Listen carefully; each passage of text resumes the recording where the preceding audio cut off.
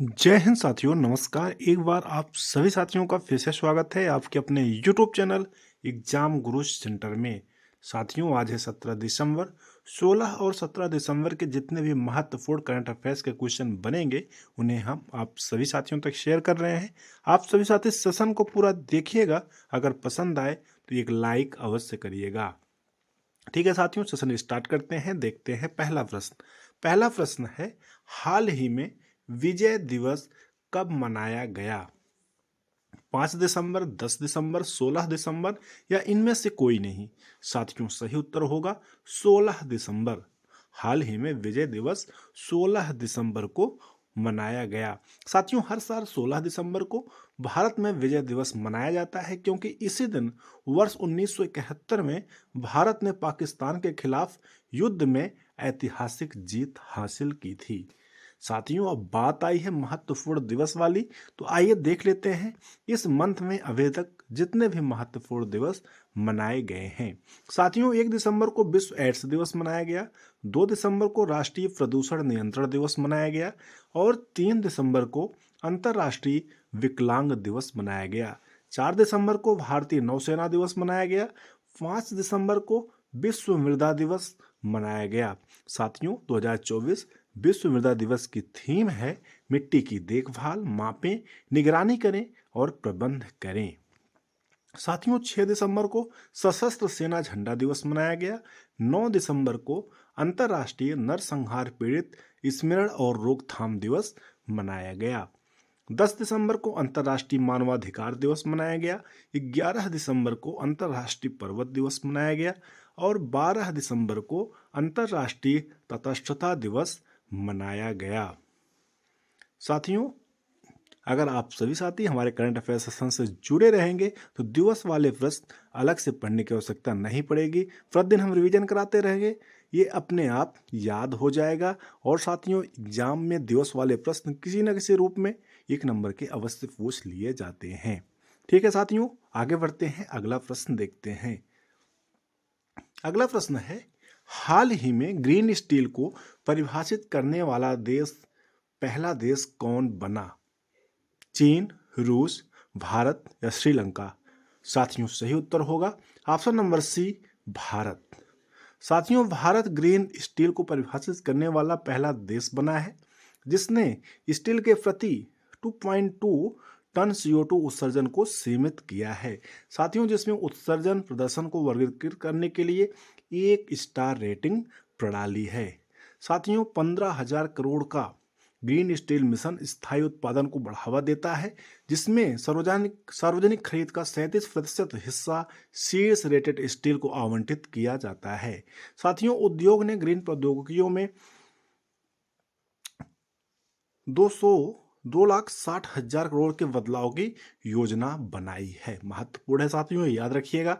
आगे बढ़ते हैं, अगला प्रश्न देखते हैं।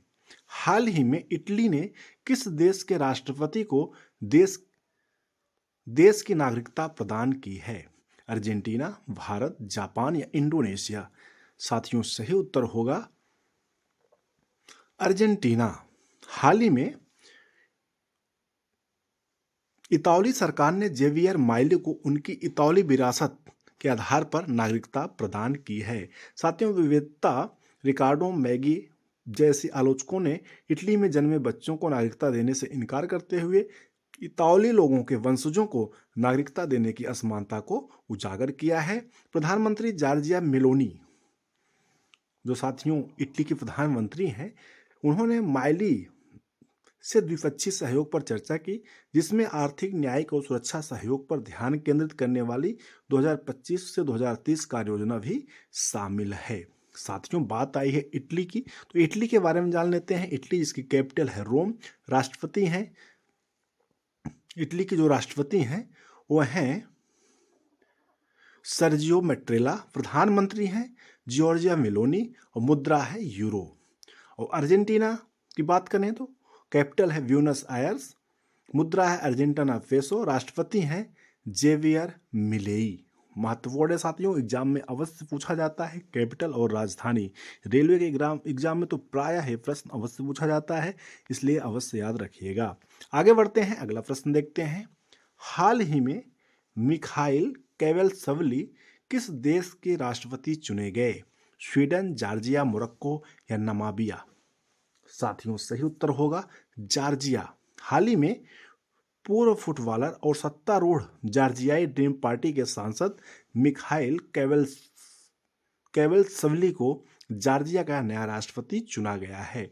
साथियों उन्हें संसद में 300 सदस्यीय निर्वाचक मंडल द्वारा प्रत्यक्ष मतदान के माध्यम से निर्विरोध चुना गया, जिसमें 225 में से 224 सदस्यों ने उनके पक्ष में मतदान किया।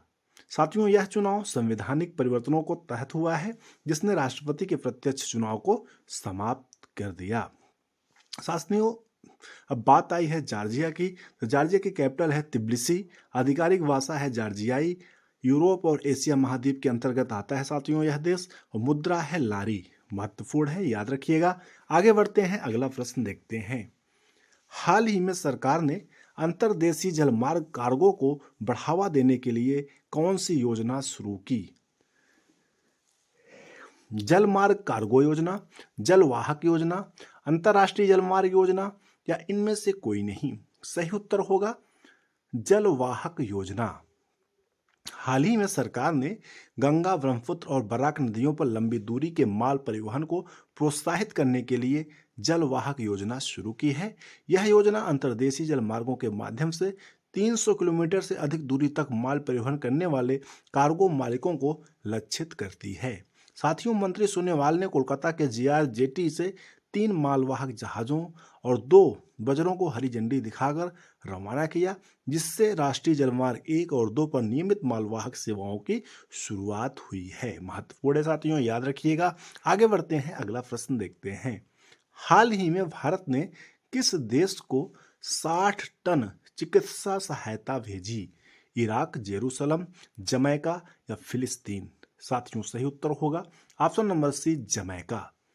हाल ही में साथियों भारत ने स्वास्थ्य सेवा के बुनियादी ढांचे को बढ़ाने के लिए जमैका को 60 टन चिकित्सा उपकरण, जनरेटर और उपयोगिताएं भेजी हैं। सहायता का उद्देश्य तूफानों के लिए जमैका की तत्परता को मजबूत करना और चिकित्सा पुनर्वास प्रयासों को बढ़ावा देना है।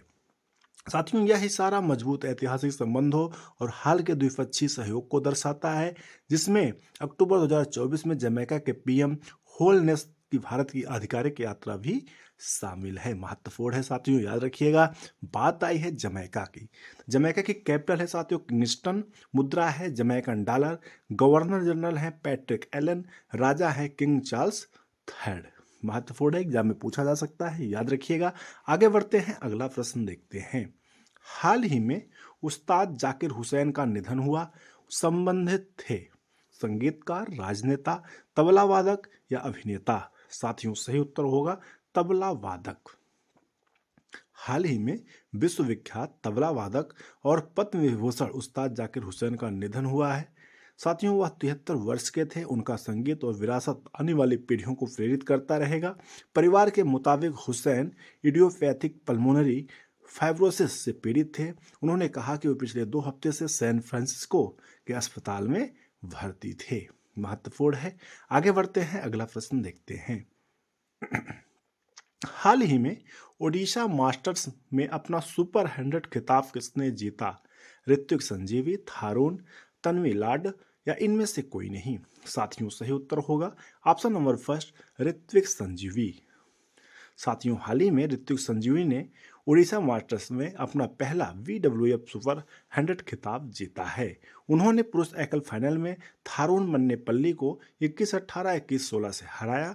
उन्होंने पहले तेलंगाना इंटरनेशनल चैलेंज जीता था और श्रीलंका इंटरनेशनल चैलेंज में उप विजेता रहे थे। साथियों तन्वी लाड महिला एकल वर्ग में उप विजेता रही हैं। महत्वपूर्ण है साथियों, याद रखिएगा। आगे बढ़ते हैं, अगला प्रश्न देखते हैं। हाल ही में किस राज्य ने वैश्विक योग केंद्र बनने के लिए भारत की पहली योग नीति का अनावरण किया? बिहार, उत्तराखंड, उत्तर प्रदेश या कर्नाटक? साथियों सही उत्तर होगा ऑप्शन नंबर सेकंड, उत्तराखंड। हाल ही में उत्तराखंड राज्य ने, जिसे देवभूमि के नाम से जाना जाता है, वह भारत का पहला राज्य बनने जा रहा है जो एक समर्पित योग नीति लागू करेगा। साथियों, इस नीति का उद्देश्य राज्य को एक वैश्विक योग केंद्र में बदलना है। ऋषिकेश, जिसे पहले से ही योग की राजधानी के रूप में मान्यता प्राप्त है, इस पहल के माध्यम से राज्य की सांस्कृतिक और आध्यात्मिक विरासत को और मजबूत किया जाएगा। साथियों, अब बात आई है उत्तराखंड की, तो आइए उत्तराखंड के बारे में जान लेते हैं। मैप में साथियों यहाँ स्थित है उत्तराखंड राज्य, जिसकी राजधानी है देहरादून। जिलों की संख्या है 13। गठन हुआ था 9 नवंबर 2000 ईस्वी को। राज्यपाल हैं गुरमीत सिंह, मुख्यमंत्री हैं पुष्कर सिंह धामी। विधानमंडल साथियों एक सदनीय है। विधानसभा की 71 सीटें हैं, लोकसभा की 5 सीटें हैं, राज्यसभा की 3 सीटें हैं। उच्च न्यायालय साथियों उत्तराखंड उच्च न्यायालय है। राजकीय पशु है साथियों कस्तूरी मृग। राजकीय पक्षी है मोनाल। राजकीय वृक्ष है बुरांश। राजकीय पुष्प है ब्रह्म कमल। एग्जाम में साथियों यहाँ से भी प्रश्न बनता है, इसे इग्नोर ना करिएगा, याद करिएगा। राज्यसभा, लोकसभा और विधानसभा की सीटें भी पूछ ली जाती हैं, इसलिए हम सोचते हैं कि प्रति जितनी वीडियो आती हैं अगर कोई राज्य का नाम आता है तो उसके बारे में अवश्य बताते हैं, इसलिए याद रखिएगा। आगे बढ़ते हैं, अगला प्रश्न देखते हैं। हाल ही में किसके द्वारा CSR पहल चरक शुरू किया गया? NCL, VHEL या इसरो या इनमें से कोई नहीं? साथियों सही उत्तर होगा NCL। हाल ही में NCL यानी नार्दर्न कोलफील्ड लिमिटेड CSR पहल चरक शुरू किया गया। साथियों, नार्दर्न कोलफील्ड लिमिटेड यानी NCL कोयला मंत्रालय के मार्गदर्शन में चरक परियोजना, जो समुदाय स्वास्थ्य कोयलांचल के लिए एक उत्तरदायी कदम है, उसकी शुरुआत की है। इस पहल का उद्देश्य आर्थिक रूप से कमजोर वर्गों को गंभीर बीमारियों के लिए मुफ्त उपचार प्रदान करना है। यह परियोजना सिंगरौली और सोनभद्र जिलों के उन निवासियों को लाभान्वित करेगी जिनकी वार्षिक पारिवारिक आय 8 लाख रुपए से कम है, जिसमें कैंसर, TB, HIV, हृदय रोग और अन्य बीमारियों का इलाज भी शामिल है। यह परियोजना NCL के क्षेत्र की सामाजिक आर्थिक स्थिति सुधारने की प्रतिबद्धता को दर्शाती है। महत्वपूर्ण है साथियों, याद रखिएगा। साथियों, इस प्रकार से आज का सेशन कंप्लीट हुआ। आज इस सेशन में हम आप सभी साथियों के लिए एक प्रश्न देंगे। प्रतिदिन हमारी कोशिश रहेगी स्टैटिक जीके का एक प्रश्न हम आप सभी साथियों के लिए दें, जिसका उत्तर आप सभी साथी हमें कमेंट सेक्शन में लिखकर अवश्य बताएं। तो साथियों, आज का प्रश्न है, महाराष्ट्र राज्य में राज्यसभा सीटों की कुल संख्या कितनी है? ऑप्शन है 31, 19, 11, 10। क्या होगा उत्तर? आप सभी साथी कमेंट सेक्शन में लिखकर अवश्य बताइएगा। साथियों, इस प्रकार से सेशन कंप्लीट हुआ। हमें उम्मीद है आप सभी साथियों को सेशन अवश्य पसंद आया होगा।